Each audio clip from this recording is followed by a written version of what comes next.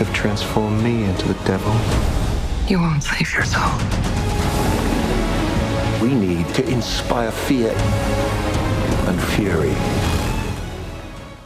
Wizard of the Kremlin is the story of the man behind the rise of Vladimir Putin and Russia becoming the world's most feared empire.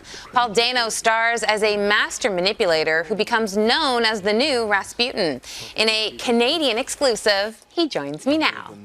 So excited to talk to you about this. I mean, obviously, when I think of your name, when I see you in any project, you're so known for playing such complex characters. Of course, complex villains like the Riddler. I was watching an interview with your director, Olivier Assayas, and he said he only thought about you for this role because you're likable, because you got to play a character that, you know, us as the audience actually still want to watch, whether we agree with what they're doing or not, but that you're mysterious, that there's more going on underneath the surface. What's it like hearing that from him?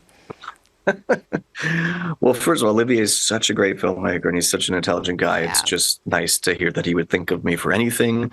It is also nice that he thought of me for such a juicy, complex piece, because it really is. It's a big sort of intimate epic, and it's a big journey spanning over 30 years, an incredible amount of history.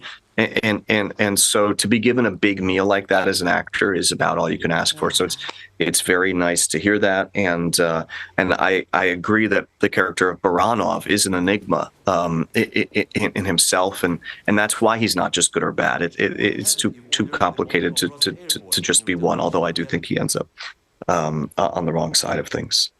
You know, we talk about your projects, your iconic roles, but when you think about all the directors you've worked with, I mean, you've worked with the best of the best. You have Paul Thomas Anderson, Spielberg, Denis Villeneuve, Olivier. You yourself are a director. What do you look for when it comes to a director that you want to work for, and how big of a decision is that when it comes to taking on projects?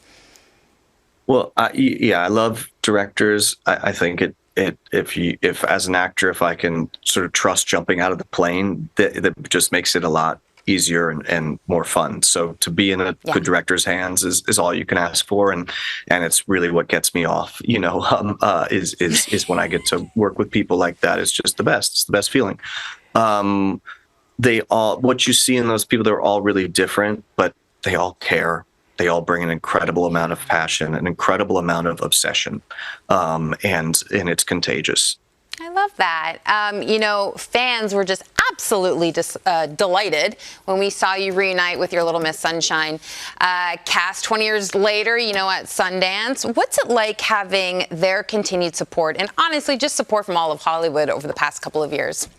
The Little Miss Sunshine screening at Sundance this past year was incredible. It was just so incredible to see that film again with an audience and remember that it was a film for an audience, you know, and how much it's meant to people. I'll have a 15-year-old come up to me on the street who's discovered the movie and tell them how much it means to them. And that is meaningful, you know, like, you know, you might only get a couple of those in your career, you know, that a movie that really somehow strikes a chord in the culture and with people.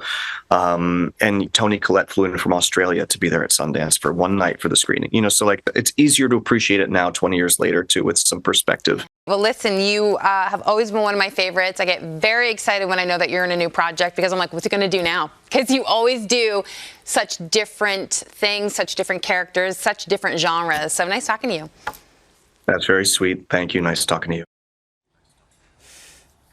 The Wizard of the Kremlin is in theaters tomorrow.